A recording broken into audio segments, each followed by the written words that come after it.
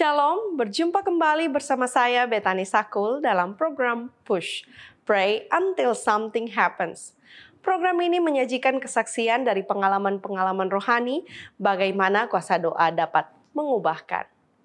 Untuk memenangkan hati seseorang, kita perlu melakukan pendekatan demi pendekatan dan terkadang harus dengan berbagai cara untuk meyakinkan seseorang. Saat ini, seorang pendeta akan membagikan kesaksian tentang bagaimana pengalaman dan komitmennya untuk melayani Tuhan. Mari kita ikuti kisahnya.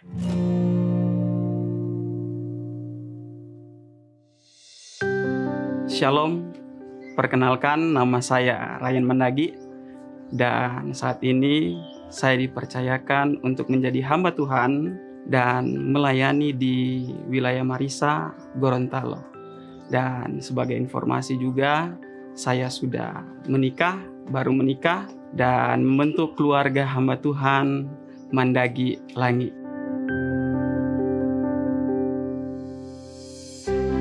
Baiklah, saat ini saya akan membagikan kesaksian saya bagaimana pertolongan Tuhan dan penyertaan Tuhan ketika saya melayani di Timor Leste pada tahun 2014. Waktu itu saya baru lulus SMA dan mengikuti untuk pelayanan. Dan ketika saya disuruh untuk menulis di mana saya mau melayani, saya mengatakan kalau boleh Tuhan di Papua atau di Sumatera. Kenapa?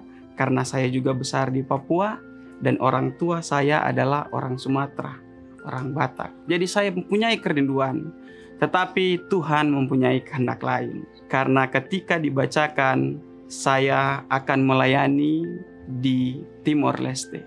Satu hal yang sangat luar biasa bagi saya, tetapi juga satu hal yang sangat membanggakan. Kenapa? Itu adalah luar negeri. Saya belum pernah pergi ke luar negeri. Jadi satu hal yang luar biasa. Tetapi hal yang tidak saya duga adalah ketika sampai di Timor Leste, bertemu dengan ada pendeta di situ, dia katakan ketika mau pergi ke tempat pelayanan, kalau boleh siapkan life jacket. Kenapa siapkan life jacket? Karena perjalanan pergi ke sana membutuhkan waktu 3-4 jam menggunakan longboat. Satu hal yang merupakan hal yang menakutkan bagi saya karena saya tidak tahu berenang. Jadi hal yang Tuhan, bagaimana ini? Apakah saya akan menghadapi hal yang tidak ingin saya hadapi selama perjalanan saya? Dan karena waktu tidak cukup, singkatnya kami tidak membeli life jacket. Orang bilang beberapa waktu yang lalu dan waktu-waktu yang lalunya pun, ketika perjalanan ke sana ada perahu yang terbalik karena cuaca saat itu tidak mendukung. Ada angin keras ataupun badai di tengah laut. Tetapi inilah yang terjadi. Saya menyanyi lagu untuk menyerahkan diri saya ini kepada Tuhan. Saya sudah di tengah laut, tidak tahu berenang. Apalah yang bisa saya lakukan? Hanyalah menyanyi lagu-lagu penyerahan kepada Tuhan. Dan kuasa Tuhan terjadi. Doa yang saya panjatkan, lagu yang saya nyanyikan sepanjang perjalanan, Tuhan jawab dengan meneduhkan perjalanan kami di laut. Tidak ada air yang membasahi badan saya, kecuali air yang membasahi badan saya ketika turun dari longboat. Satu hal yang luar biasa. Tidak sampai di situ. Pelayanan saya dengan sahabat saya saat itu, kami melayani banyak sekali tantangan. Hal-hal yang tidak terduga terjadi. Perjalanan yang membutuhkan waktu cukup panjang, naik gunung, membawa tas yang begitu berat, tetapi saya rasa bukan itu yang merupakan beban terberat bagi pelayanan saya. Tetapi ketika kami mulai melayani masyarakat yang ada saat itu, tantangan mulai muncul. Salah satunya ketika kami berdoa di rumah masyarakat saat itu, ada satu rumah, saya dengan sahabat saya berdoa di situ, lalu terjadilah pelemparan batu. Ketika kami berdoa, lemparan batu pertama. Sementara berdoa, lemparan batu kedua. Doa belum selesai, batu ketiga. Saya merasa, Tuhan, apakah saya akan berakhir di sini? Ternyata tantangan tidak sampai di situ. Ada ancaman-ancaman lain lagi ketika kami pelayanan. Tetapi hal ini yang saya rindu untuk bagikan. Ketika kami pertama kali sampai di sana, kami diterima dengan senang hati. Tetapi ketika mereka mengetahui bahwa pelayanan kami juga membagikan firman, kami seperti bermain bola bowling. Kenapa? Kami adalah bola bowling dan mereka adalah pion-pionnya. Ketika kami datang ke kumpulan masyarakat, mereka semua mencari tempat untuk menghindari kami, tercerai-berai. Dan satu hal yang menyakitkan hati kami karena kami ingin melayani mereka. Saya dengan partner saya sempat down, drop. Tuhan, apakah ini maksud Tuhan? Atau ada hal lain yang Tuhan ingin tunjukkan dalam pelayanan kami? Tetapi dengan penuh doa, kami layangkan kepada Tuhan untuk mendapatkan jalan keluar. Tuhan menunjukkan kuasa-Nya.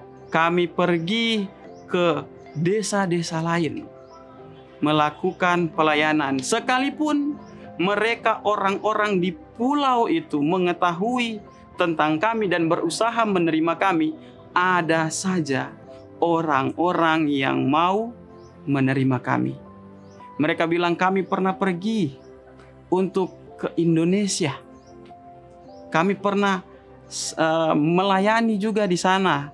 Kami juga mendapatkan hal-hal baik di sana. Karena itu ketika kami melihat orang datang, sudah sepatutnya kami balas itu. Sekalipun bukan orang yang membantu kami, tapi kami harus lakukan itu kepada orang lain. Dan inilah yang terjadi. Ketika pelayanan dilakukan, ada orang-orang yang menerima sukacita yang kami rasakan. Kenapa? Mereka menerima kami dengan senang hati. Kami juga bisa menjadi berkat bagi mereka. Dan yang paling penting adalah satu hal yang terjadi ketika kami mau kembali. Ketika kami mau pulang, selesaikan pelayanan kami, mereka sudah mau menerima kami. Mereka tidak menghindari kami lagi. Mereka menerima dengan baik pelayanan kami. Dan puji Tuhan, kami juga bisa pulang dengan senang hati. Kejadian ini adalah kejadian ketika saya lulus SMA, saya belum berkuliah. Untuk itu, ketika saya selesai dari pelayanan saya bilang kepada Tuhan, Tuhan, terima kasih untuk pelayanan yang Tuhan izinkan saya rasakan. Terima kasih untuk penyertaan yang Tuhan berikan. Untuk itu Tuhan, saya tidak mau berhenti di sini untuk melayani Tuhan. Untuk itu saya melanjutkan pendidikan saya. Ketika pendidikan saya selesai, saya berkomitmen untuk menjadi pelayan Tuhan. Di dalam kehidupan pasti banyak tantangan. Banyak sekali rintangan yang akan dihadapi. Bahkan bisa saja semuanya itu akan membuat saya jatuh. Akan membuat saya tidak bisa berkata puji Tuhan. Tetapi ingat, kalau setan mempunyai 1000 cara untuk menjatuhkan saya dengan saudara-saudara, Tuhan memiliki 1001 cara ataupun 10.000 bahkan lebih banyak cara untuk mengangkat saya dan saudara-saudara untuk bangkit dari keterpurukan kita, menerima berkat-berkat yang Tuhan telah janjikan. Tuhan memberkati kita adalah doa dan harapan saya.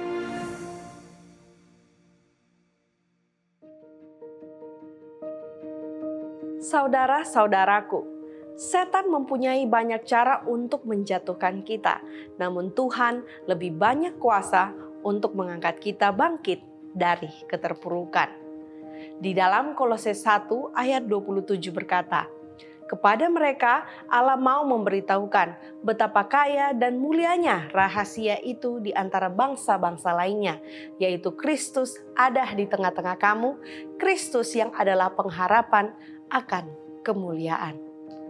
Berikut ini kita akan ikuti doa yang akan dibawakan oleh Pendeta Jeffy Muaya. Kepada pendeta dipersilahkan. Terima kasih Betani.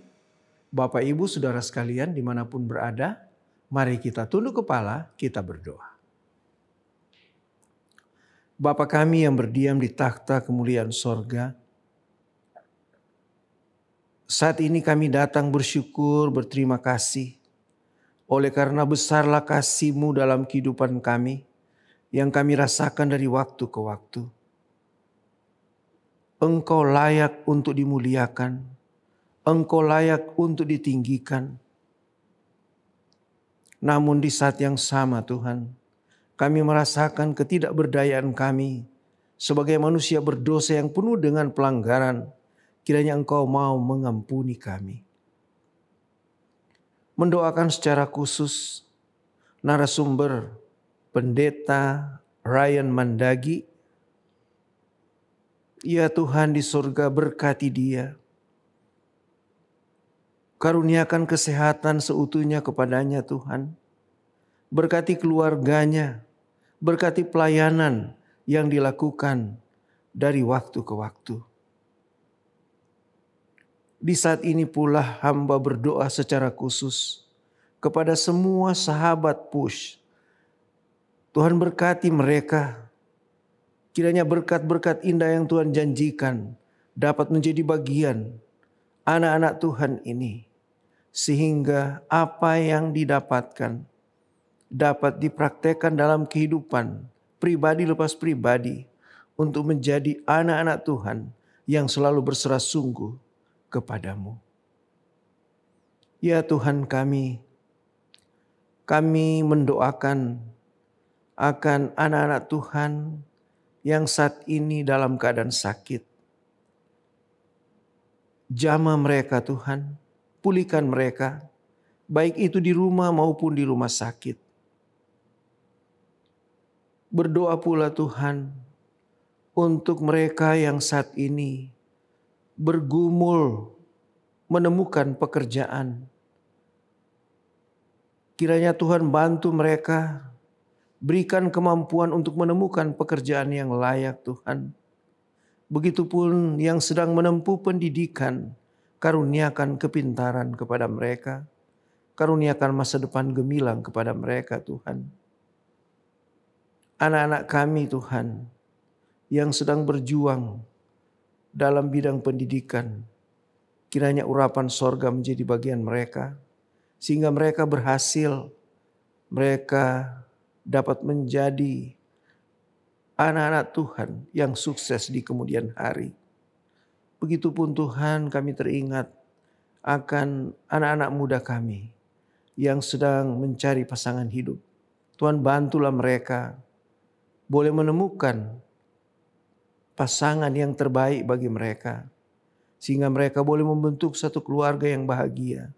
Yang boleh disediakan bagi kedatangan-Mu. Oh Bapa di sorga, ada banyak pergumulan yang kami hadapi. Ada banyak tantangan yang kami hadapi. Namun kami percaya ketika kami dengan sungguh-sungguh mau datang menyerahkan itu kepada Tuhan, maka Tuhan pasti akan membantu kami, menolong kami, sehingga kami mampu menghadapi setiap tantangan kehidupan yang menghadang di hadapan kami. Terima kasih karena Engkau mau mendengar setiap permohonan kami pada saat ini. Dan terima kasih karena Engkau bersedia menjawab sesuai dengan kemurahan-Mu. Kami sudah berdoa hanya di dalam nama Tuhan Yesus yang telah menjadi penebus dan juru selamat kami yang hidup. Haleluya. Amin. Terima kasih pendeta sudah mendoakan kita semua, dan terima kasih juga untuk sahabat Push yang telah bersama kami baik melalui YouTube ataupun Facebook, dan juga yang telah menyaksikan melalui Hope Channel Indonesia. Demikianlah perjumpaan kita hari ini. Kita akan berjumpa kembali di episode Push berikutnya. Jangan lupa untuk menyaksikan program menarik lainnya, persembahan dari Cornelius Media, Bridge to the Truth. Tuhan selalu